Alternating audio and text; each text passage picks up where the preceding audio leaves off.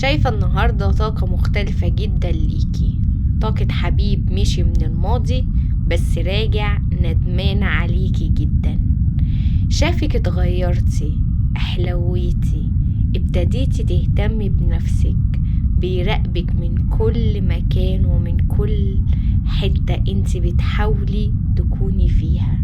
الشخص ده عنده مراقبة قوية جدا ليكي، الشخص دوت ندم عليكي جدا، عاوز يرجع بس مش عارف يرجع ازاي، بيحاول يفكر فيكي كل يوم بالليل، بيرجع الشات او بيمسك صورة كانت ليكي.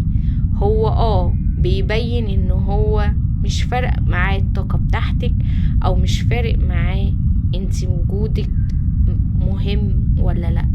بس انا جاية النهاردة اقولك ان الشخص ده ندمان عليكي جدا، وهيرجع تاني للطاقة بتاعتك، هيرجع تاني عشان انت حقك هيرجع في الطاقة دي.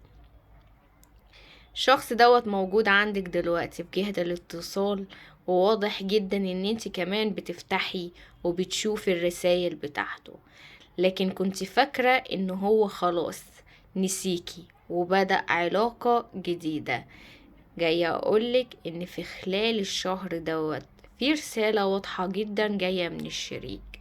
افتحي العلاقة تاني وافتحي الرسالة تاني، هتتفاجئي ان هو بيتصل بيكي، وهتتفاجئي من رسالة جاية منه بتقولك انا اسف، انا عايز ارجع معاكي تاني، مهما دخلت حد في العلاقة مش عارف انساكي، ومش عارف اخلي حد تاني ياخد مكانك، انا لسه بحبك ولسه عايزك.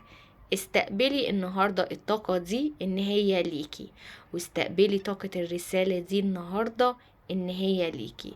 الشخص اللي في بالك دلوقتي راجع وندمان، الشخص اللي في بالك دلوقتي هينهي اي علاقة تاني دخلها، وهيبدأ يخش معاكي في طاقة جديدة، طاقة حب وسلام، طاقة فيها ندم وفيها بداية جديدة من المشاعر.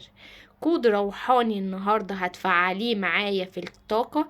اكتبي في التعليقات بعد ما تعملي متابعة للقناة، اكتبي في التعليقات 1152 استقبل، 1152 استقبل. طاقة كلها حب وكلها مشاعر جايالك من الشريك، هيرجع ليكي حقك اللي اتاخد، وهيرجع ليكي كرامتك واحساسك بعدم وجودك.